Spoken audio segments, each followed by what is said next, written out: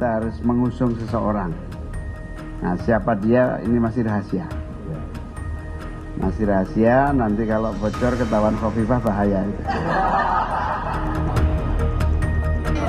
Siapa saja termasuk Pak Muhaimin akan mengumumkan kapan, di mana, siapa namanya, hanya beliau. Saya rasa kita semua menghormati hak-hak masing-masing partai politik. Usai Pilpres, Jawa Timur kini jadi magnet di ajang pemilihan kepala daerah.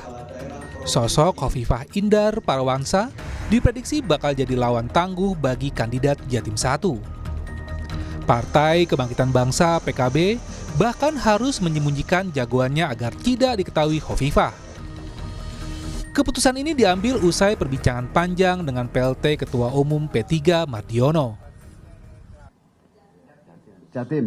Jatim tadi memang menyita waktu agak banyak dalam pembicaraan.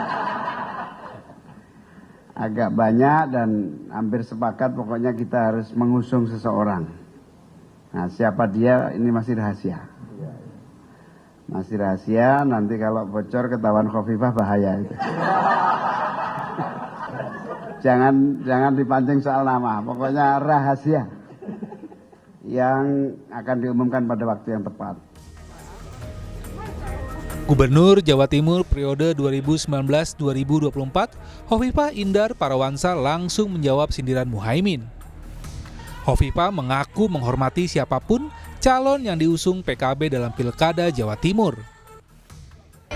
Siapa saja termasuk Pak Muhaimin akan mengumumkan kapan, di mana, siapa namanya, hanya beliau. Saya rasa kita semua menghormati hak-hak masing-masing partai politik untuk mengumumkan siapa, kapan, dan di mana. Bu, menanggapi statementnya Pak Said tadi, Bu? Kan nanti juga akan mendaftar. Kendaraan politik Khofifah di Pilgub Jawa Timur diprediksi masih bertambah. PDI Perjuangan Jawa Timur mengaku sedang mendekati Khofifah. Bahkan PDIP tengah menjaring kadernya untuk mendampingi Khofifah. Dan PDI Perjuangan sedang membangun komunikasi intensif dan komunikasi yang lebih intens dengan Bu Khofifah untuk kemudian ke depan di Pilkada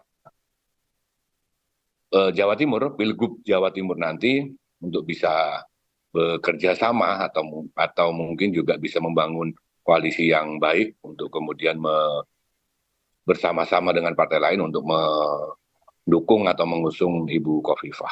Nah, kita sedang membangun komunikasi juga dengan partai-partai tersebut dan partai-partai yang lain juga, karena kami menyadari PDI Perjuangan di Pilkada kali ini, Pilkada Gubernur Jawa Timur kali ini, kami tidak bisa maju sendiri.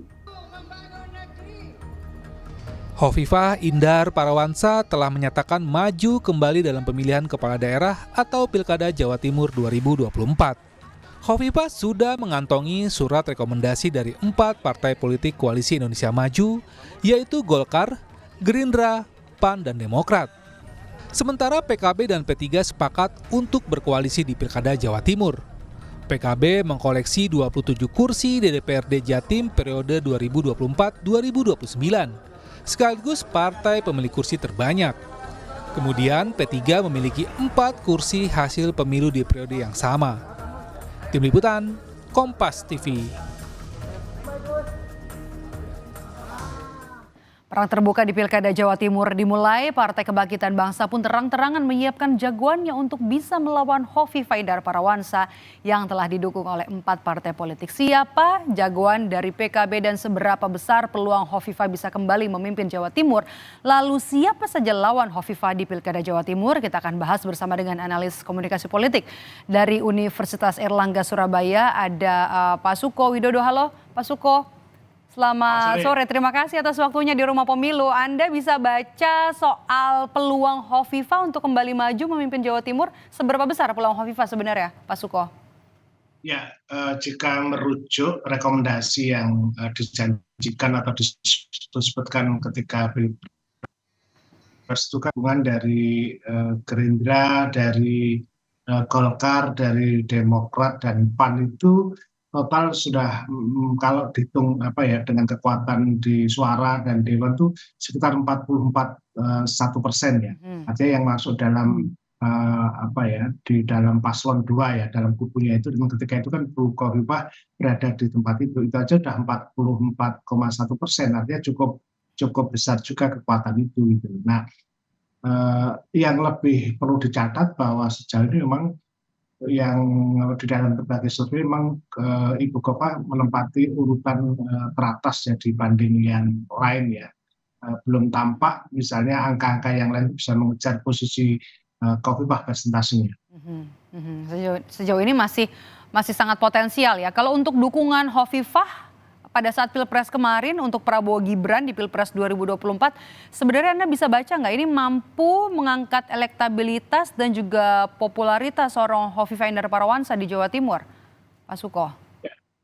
Ibu Khofifah ini kan memang running gubernurnya juga ketika beliau jadi, artinya tingkat popularitasnya cukup besar sekali dukungannya. Meskipun sesungguhnya Bu Khofifah juga tidak bergabung dalam sebuah partai. Nah, saya melihat bahwa kekuatan utamanya memang pada beliau sebagai ketua Muslimat Indonesia itu memang pendukungnya besar dan tingkat loyalitasnya tinggi ya. Di berbagai survei itu melihat itu, karena itu memang dukungan partai kadang-kadang berbeda dengan dukungan pada ketokohan ya, karena karakter di Jawa Timur itu seperti kalau sekarang fanbase itu ya, jadi berdasarkan pada orang ya, relasi antara kandidat dengan masyarakat. Disitulah kekuatan yang saya kira cukup besar, terutama yang didukung dari Muslimat dan kalangan NU Nahdliyin. Oke. PKB, Ketua Umum PKB Caimin ini juga sudah menyebut kalau akan mengusung calonnya sendiri di Pilkada Jawa Timur. Ini kita bahas soal rival ya, rivalitas nanti siapa yang kemudian tokoh yang paling bisa jadi rivalnya Khofifah Indar Parawansa di Jawa Timur. Tapi Anda bisa lihat nggak Pak Suko, apakah suara kaum Nahdliyin ini bakal terpecah di Pilkada Jawa Timur kali ini? Saya kira terpecah ya, pengalaman misalnya di Pilpres kemarin juga demikian ya. Jadi memang apalagi NU memang memberikan ruang yang bebas demokrasi pada Nahdliyin untuk pilihan-pilihan politik itu. Nah, ada sejumlah nama, saya kira kalau PKB maju kandidat itu beberapa yang tokoh memang sempat menjadi diskusi meskipun belum ada pernyataan ya. Kalau boleh menyebut misalnya orang-orang PKB, misalnya nama Bu Ida Fauzi, Pak Halim, ini kan jago-jago PKB yang di masa Pak Jokowi kemarin kan menjadi menteri ya. Bu Ida Fauzi Menteri Tenaga Kerja, kemudian Menteri Desa Tertinggal. Itu saya kira orang-orang yang juga punya cukup nama di Jawa Timur. Oke, nama-nama itu ya. Oke, kalau hingga kini PKB masih merahasiakan, sepertinya termasuk juga nama-nama yang tadi sempat Pak Suko katakan. Tapi kata Caimin kan masih rahasia nih jagoannya di Pilgub Jatim. Apakah sebenarnya sosok rahasia itu adalah Muhaimin sendiri, Ketua Umum PKB yang kemudian akan maju sendiri melawan Khofifah menurut Anda? Kalau bisa aja bisa tidak. Iyanya memang kalau maju misalnya Caimin sendiri pasti dukungan PKB yang cukup besar itu akan punya loyal besar. Tapi pertanyaan simpelnya kan secara psikologis, apakah Caimin yang sudah bertarung Pilpres turun menjadi pertarungan di Pilgub, itu kan juga satu. Kemudian dengan partai apa? Karena kan terakhir kita lihat bagaimana PDIP juga berusaha untuk mendekati Khofifah. Itu artinya kalau misalnya dukungan paslon 2 yang ada di Jawa Timur dengan perolehan yang 41% ya dukungan partai itu, dan kemudian ditambah PDI itu sudah bisa sampai pada posisi 61 lebih lah, artinya dukungannya cukup dominan. Nah, yang perlu dicatat bahwa ketika Pilpres kemarin meskipun waktunya 41%, tapi perolehan Pilpresnya dukungannya sampai 67%, artinya posisi Khofifah itu cukup kuat memberikan pengaruh pada masyarakat Jawa Timur.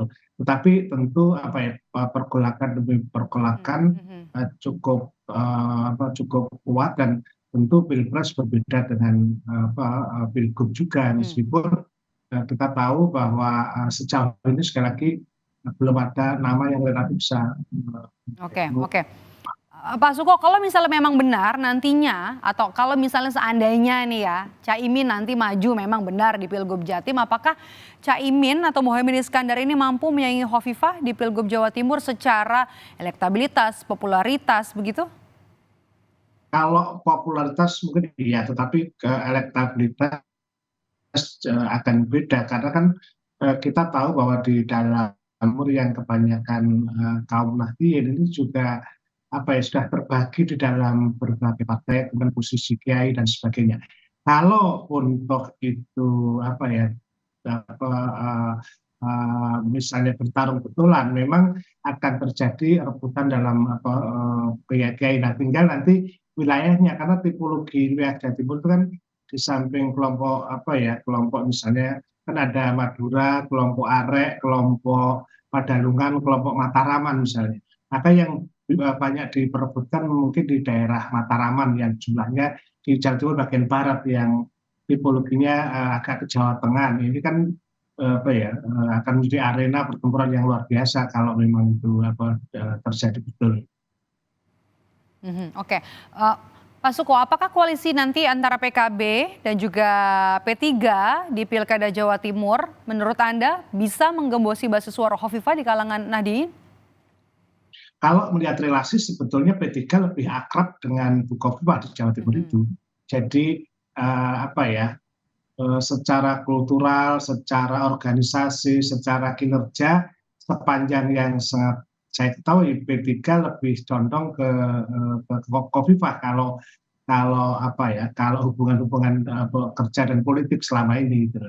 Rasanya memang kalau PKB harus maju, tentu potensinya kalau dia bergandingan justru dengan PDIP, itu masih sangat mungkin.